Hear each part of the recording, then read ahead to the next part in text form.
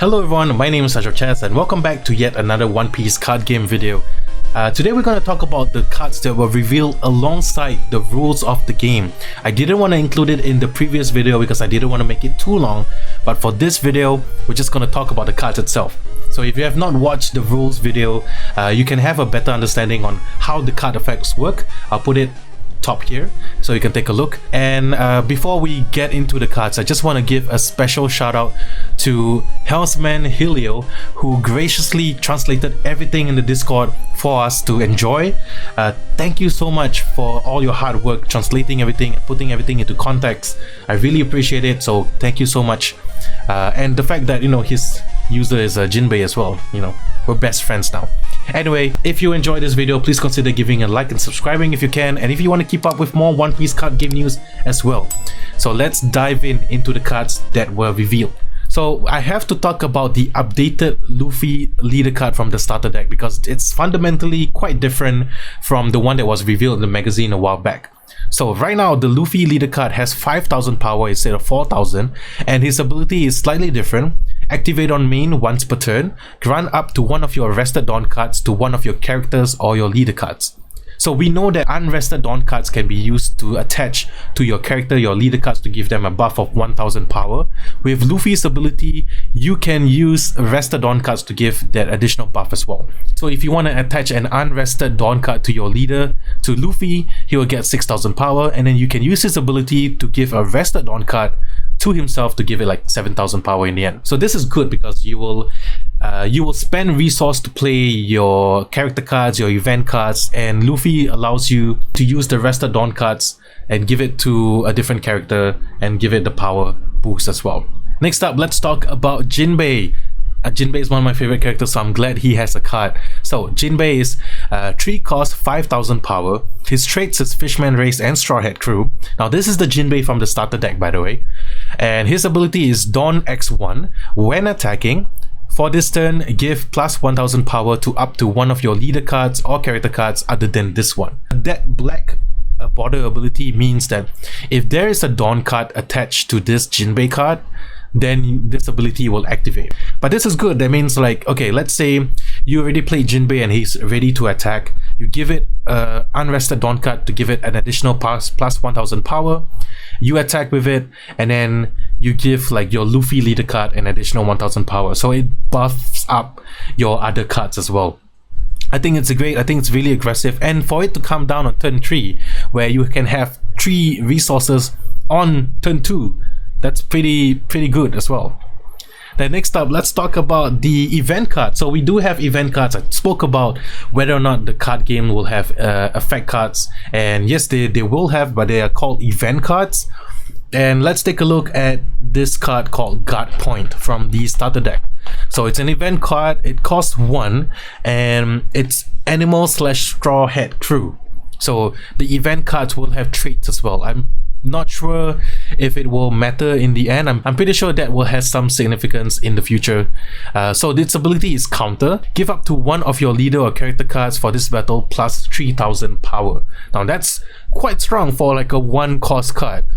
And you can only use it during the counter phase, so I assume that you use this defensively.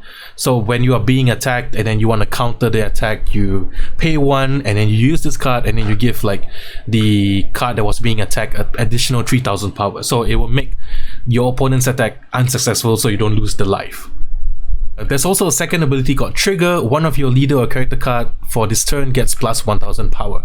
Now I think the triggered ability happens when it's revealed from the life. So when your opponent attacks you and it was a successful attack and you reveal this card when you put the life into your hand, then the effect will activate. Now I'm not sure if activated effects means it will go into the trash or will it still stay in your hand. We'll have a more detailed look at that once we have more gameplay information. Now next up we have the stage card. Wow, this is something I wasn't expecting, but I'm really happy that this exists. So stage cards are kind of like enchantments and tamer cards for Magic and the Digimon card game respectively. You can only play 1 stage card on your side of the battlefield, and it will stay there indefinitely until it's destroyed or something. So for this stage card that was revealed, it's the 1000 Sunny. So it's 2 costs, and it also has the Straw Hat Crew traits. So activate main, you can rest this card, and for this turn give 1000 power to up to one of your leader or character cards with the trait Straw Hat Crew. It's only good in a Straw Hat Crew deck, which is why it's in the starter deck, but it's quite a good card. And I just have to say, the borders on the stage card, I really like how it looks like, and I'm so glad that the ships itself will have significance in this game. So for example, you play this card early, and then you can potentially give an additional 1000 boost every turn to one of your leader or one of your character cards, and that's great. That's actually like really good. So how many of these you will want to have in your deck, and you want to make sure you kind of see this early in the game, like maybe in your opening hand. If you play this on turn 1 or turn 2, you will have like an advantage over your opponent. So having stage cards that would affect like the power on the battlefield, or maybe other stage cards will have different effects moving forward, it's quite interesting to see as well.